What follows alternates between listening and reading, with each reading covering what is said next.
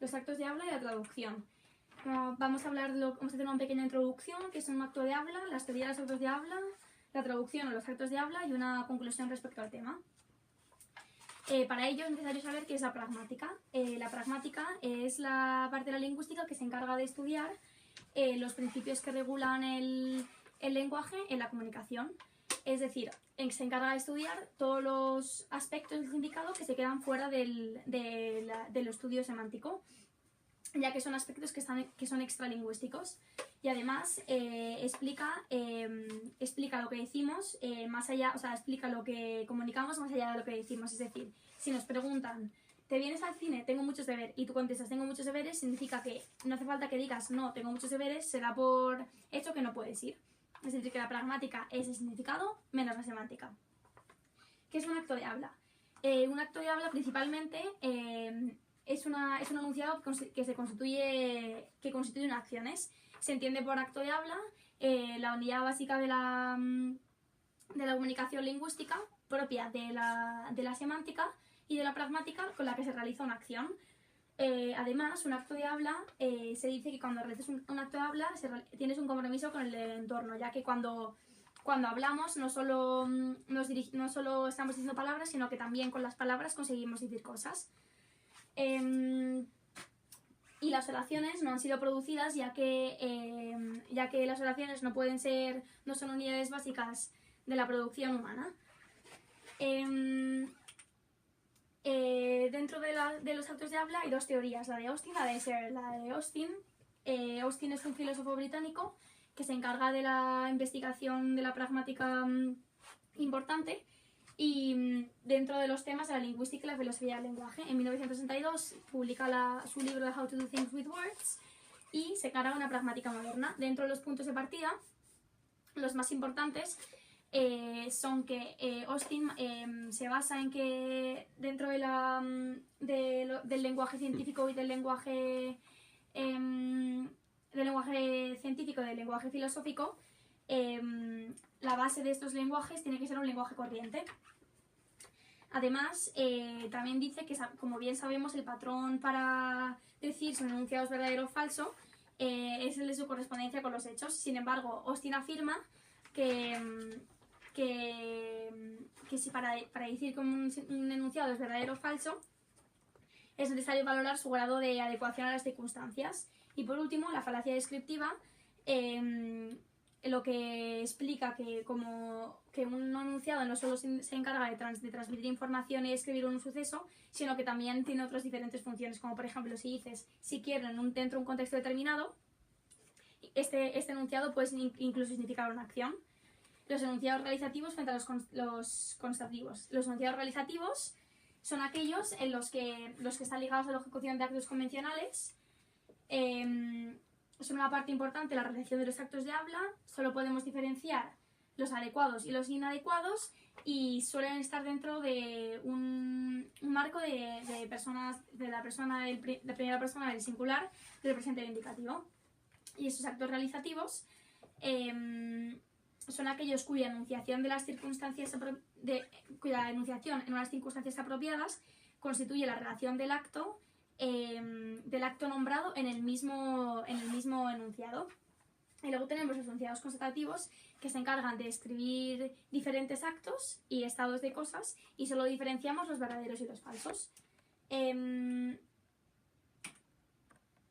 embargo, esta distinción no es tan clara, ya que podemos encontrar ejemplos en los que, por ejemplo, se advierte a los pasajeros que, o advierte a los pasajeros que, no, ambas dos no están en primera persona del presente de indicativo, pero son realizativos. Yo solo prometo una cosa cuando sé que no puedo cumplirla. Es un enunciado que está en primera persona del presente indicativo, pero no es un enunciado realizativo. Y gire, por ejemplo, gire y le ordeno que gire, es una de los ejemplos que podemos identificar como que no es necesario que aparezca un predicado realizativo. Es decir, el verbo girar no denota la acción que realice en el momento de decirlo. Sin embargo, le ordeno que gire sí denota la acción de que yo le estoy ordenando que usted gire. Y luego no existe una equivalencia absoluta con estaré allí y prometo estar allí, ya que en la primera solo podemos decir que una de las dos es verdadera si nos referimos a la primera. aparece lo que se conoce la tricotomía de Austin. Esta aparece ya que normalmente las personas decimos que la mayoría de los actos son realizativos, pero el acto locutivo es el que realizamos por el mero hecho de decir algo, pero el acto de decir algo es una unidad muy compleja que se divide en 3 actos: el acto fático, el acto fónico y el acto rético. El acto fónico es el de emitir ciertos sonidos, el acto fático es el de emitir palabras dentro de una categoría gramatical organizada, y el acto rético es el que se encarga de emitir las secuencias emitir las secuencias con un significado determinado. El acto elocutivo es el que se realiza al decir algo y suele tener una fuerza elocutiva, que es la que se encarga de explicar la manera en la que se está realizando ese enunciado. Y por último, el acto perlocutivo, que es el que se realiza por haber hecho algo, es decir, son los efectos y las consecuencias de esta acción. La distinción de estos 3 tipos de actos, como bien he dicho, es una distinción teórica, ya que las 3 se realizan consecutivamente simultáneamente, perdón. Por ejemplo, un ejemplo podemos decir del acto locutivo, elocutivo y perlocutivo es que el acto locutivo: te prometo que yo no me comí el pastel. El acto locutivo está diciendo algo, el ilocutivo se está prometiendo algo y el perlocutivo se está convenciendo de algo. La teoría de los infortunios. Las palabras tienen que emitirse siempre dentro de unas condiciones determinadas. Y existen diferentes reglas dentro de los actos ilocutios. Existencia de un procedimiento convencional que incluye una emisión de determinadas palabras por parte de determinadas personas en determinadas circunstancias. Y, por ejemplo, en el ejemplo de la violación de una condición podría ser, por ejemplo, en una ceremonia eclesiástica, la que se invierte el orden de diferentes partes de la celebración, se violaría la regla número B1, que es la que todos los participantes deben actuar de forma requerida. Y si en cambio se emite alguno de los actos que deben ocurrir en ese momento, se viola la número B2, que es que deben hacerlo así en todos los casos necesarios. La clasificación de los actos lingüísticos. Como bien tenemos aquí, tenemos los actos judicativos, que son el resultado del ejercicio de un juicio, como por ejemplo condenar. Los ejercitativos, que son el ejercicio de un poder, como por ejemplo ordenar o elegir. Los compromisorios en la asunción de una obligación o declaración o un propósito, como por ejemplo prometer o suplicar. Los comportativos incluyen la relación de... Los comportativos incluyen la reacción provocada por el comportamiento del interlocutor. Y los expositivos se conducen a argumentaciones, como por ejemplo afirmar o negar. Como bien he hablado antes, Austin se encarga de proponer la filosofía de los actos de habla y este habla de los actos de habla. Searle se encarga de continuar la investigación iniciada por Austin y su investigación se convierte muy popular y hablan de muchos temas filosóficos. Los puntos de partida. Los puntos de partida de este autor son la identificación del uso del lenguaje en la comunicación. Sin embargo, afirma que toda actividad lingüística está controlada por unas reglas. De ahí sostendrá que una lengua se encargue de realizar actos de habla. Aquí es cuando habla de lo que hemos puesto aquí, que es los speech acts, que es an essay in the philosophy of language. Vale, además dice que hablar un lenguaje... No puedo. Vale. Para él, la fuerza elocutiva y la forma lingüística están unidas por una relación singular y constante. Este autor afirma que los enunciados de la lengua se distinguen: un indicador proposicional, que se encarga de expresar un contenido, y un indicador de los actos de habla, en el que el sentido debe interpretarse como una proposición o como por ejemplo un tipo de acto elocutivo o sea, por ejemplo, expresando lo que es la entonación, el orden de las palabras y los predicados realizativos. De este modo, modifica el esquema tripartito de Austin, que era el acto locutivo, el acto velocutivo y el acto ilocutivo. modificar este esquema hablando de los actos de emisión, los actos proposicionales, los locucionarios y los perlocutivos. Los actos de emisión son los que se realizan al emitir las palabras. Los actos proposicionales son los que se realizan al referir o al predicar. Los actos ilocucionarios son aquellos que tienen lugar al enunciar, preguntar o mandar, y los actos perlocutivos son los que producen efectos en las representaciones. Los tipos de actos locutivos: asertivos, que son, por ejemplo, Juan saldrá de la habitación, que suelen ser afirmaciones, descripciones, clasificaciones, explicaciones. Los directivos, como por ejemplo, suelen ser órdenes como Juan saldrá de la habitación. Los compromisorios suelen ser promesas, juramentos, como por ejemplo, te prometo que Juan saldrá de la habitación. Los expresivos, te agradezco que salgas, suelen expresarlo en estado psicológico. Y los declarativos provocan un cambio, como por ejemplo, si Juan sale de esa habitación, yo también lo haría. Luego están las 4 condiciones de adecuación, que son las condiciones de contenido proposicional, las condiciones preparatorias, las condiciones de sinceridad y las esenciales. Dentro de estas podemos decir que la proposicional se encarga de las características de una proposición empleada para realizar el acto de habla. Las preparatorias tienen un sentido, deben darse para que tenga sentido el acto de habla, como por ejemplo, para ordenar algo tienes que tener un tipo de autoridad sobre esa persona. Las de sinceridad del hablante, se dice lo que el hablante siente o quiere decir, y las esenciales se caracterizan tipológicamente como el acto de habla. Y luego tenemos otro tipo de clasificación, como son los actos directos y los actos indirectos, ya que hay veces que el hablante quiere decir algo que es distinto a lo que realmente expresa. Para ello tenemos lo que se conoce como actos directos y actos indirectos. Los actos directos expresan de manera clara y precisa la intención del hablante, y puede ser, por ejemplo, dime dónde está la biblioteca. Es decir, que su fuerza locutiva se refiere y representa su forma gramatical. Y los actos indirectos tenemos, o sea, es lo contrario, los actos directos obviamente, y la intención no es clara, ya que el receptor tiene que intentar entender lo que el emisor quiere comunicar. Por ejemplo, ¿sabes dónde está la biblioteca? Tú no estás preguntando si sabe dónde está exactamente, sino le estás haciendo esa pregunta para que te indique cómo llega a la biblioteca. Es decir, que su forma ilocutiva no se corresponde con lo que parece representar a su forma gramatical. Vale, bien, ahora bien hay que decir que los actos indirectos, que Morgan indica que son tipos de actos convencionales. La lengua está gobernada por 2 convenciones, que son las convenciones propias del sistema lingüístico y las convenciones de uso. Las propias del sistema lingüístico suelen ser una relación de forma-significado, y las relaciones de emisión son las que determinan si un acto de habla tiene una naturaleza cultural o no. En los actos de habla, la traducción es muy importante en el análisis del registro discursivo, ya que es sin duda un elemento muy importante que el traductor tiene que tener en cuenta.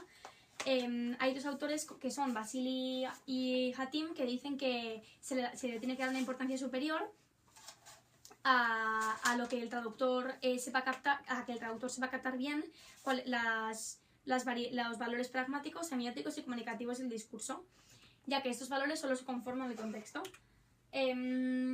Dentro de la complejidad discursiva llama la atención los actos de habla, ya que son elementos del análisis pragmático. Estos actos de hablas llevan a la percepción del acto textual, cuya fuerza ilocucionaria tiene que perseverarse en la traducción. Para ello es necesario un conocimiento de las instituciones sociales, en cuyo marco tiene lugar la comunicación lingüística y las situaciones de poder implícito dentro de esta comunicación. Coserio explica que el contenido de la traducción desde el punto de vista lingüístico es el de reproducir no el mismo significado, sino la misma designación y el mismo sentido, con los medios, es decir, en rigor con los significados de otra lengua. Además, Bográn, Dressel, Hatim y Mason consideran que el acercamiento de un texto tiene que tenerse en cuenta tanto el conocimiento que se encuentra contenido del texto como el conocimiento del mundo. Como bien se ha mencionado anteriormente, los actos de habla nos permiten percibir correctamente transmitir correctamente el acto textual cuya fuerza locucionaria debe perseverar en el texto. Por ello se afirma que no es correcto pasar, como bien decimos aquí, de manera intacta del texto origen al texto meta. Es decir, el texto origen es el texto en lengua origen y el texto meta es el texto que nosotros vamos a traducir. Sí parece, sin embargo, esencial que en el texto origen, o sea, que el texto origen tiene un número de actos de habla, pues que el texto meta tenga el mismo número de actos de habla. Por ejemplo, en la traducción de un chiste, hay que tener en cuenta que esa traducción del chiste tiene que recoger los actos de habla que aparecen en el texto origen. Por ejemplo, este chiste de Los Simpson dice, por ejemplo, what do you think, Smithers? Y dice I think woman and semen don't mix. Aquí la gracia está en que semen, si tú unes la palabra en inglés, se puede entender como semen, pero sin embargo tú lo traduces al español y se traduce como hombres de mar, entre comillas, por lo cual con lo cual no se entendería la gracia de ese chiste. Y por ejemplo, la traducción de títulos de películas, Married to the Mob, casada con todos. Mob puede significar o bien gente, multitud, o bien mafia. Y si se tiene en cuenta que el tema de esta película es la mafia, no es muy complicado realizar una buena traducción de este título, por lo que aquí se llega a la conclusión de que no se ha respetado la traducción del texto origen al texto meta. Luego hablamos de las peticiones, ya que las peticiones es una de las situaciones que se considera muy conflictiva a la hora de traducir los actos de habla. Porque cada lengua a la hora de expresar un acto de habla relacionado con las peticiones lo hace de forma muy distinta. Ya que se dice que el traductor de una lengua, que para el traductor de una lengua tiene en su lexicón tiene en su lexicón codificada una parte del significado de los actos de habla que luego se expresaba de forma muy diferente. Por ejemplo, la cortesía es una noción que varía según la cultura de la que se trate. En una cultura puede ser cortés, en otra puede ser descortés. Se ha observado que en español, por ejemplo, tenemos una intención de estrategias de petición más directas que en inglés. Por ejemplo, ¿me dejas tus gafas de sol? Las he dejado en mi cartera, vete a buscarlas. Es una estrategia muy común empleada en español para pedir algo que en inglés no sería correcto. Por ejemplo, en español decimos que es muy común la estrategia empleada con una construcción interrogativa del verbo en presente indicativo, y en inglés prefiero oraciones más elaboradas en las que implican el uso de un verbo modal. En el ejemplo que vemos aquí, que vemos en la pantalla, podemos darnos cuenta que se trata de una estrategia indirecta en la que se dice would you mind passing me the salt con le importaría pasarme la sal. Would you mind passing me the salt es perfectamente posible en inglés, sin embargo en español es muy difícil que una excepción de este tipo sea natural. Hablamos de la relación, ahora mismo vamos a hablar de la relación entre pragmática, semiótica y actos de habla. Los actos de habla se consideran una interacción motivada por la semiótica del contexto, que es un aspecto muy motivador para los elementos de la pragmática.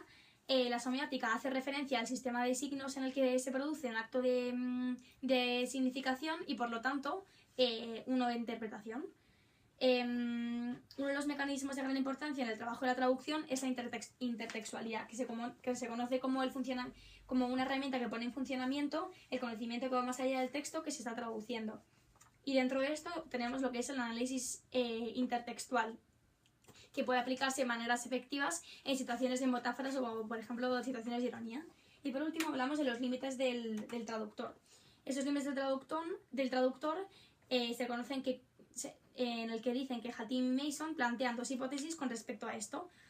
Esto se conoce como cuando menos valorativo es un texto, menos necesidad hay de que se modifique la estructura al traducirlo, y al contrario, y cuanto menos cariz cultural tiene el texto, menos necesidad habrá de que se modifique su estructura. Y por último vamos a hacer una conclusión, en la que se dice que para lograr una correcta traducción es necesario interpretar el mensaje, transmitir la lengua de término, tanto el contenido proposicional como la fuerza locucionaria, considerar los aspectos semánticos y pragmáticos y plasmar la intencionalidad del texto. en la lengua término. Y por todo lo anterior es necesario conocer la teoría de los actos de habla y los conceptos que los contemplan, ya que si conocemos bien los actos de habla vamos a tener mayor facilidad en identificarlos en la lengua origen para así poder realizarlos en la lengua meta para obtener un mejor producto en la lengua término y así llevar la traducción más allá de las palabras.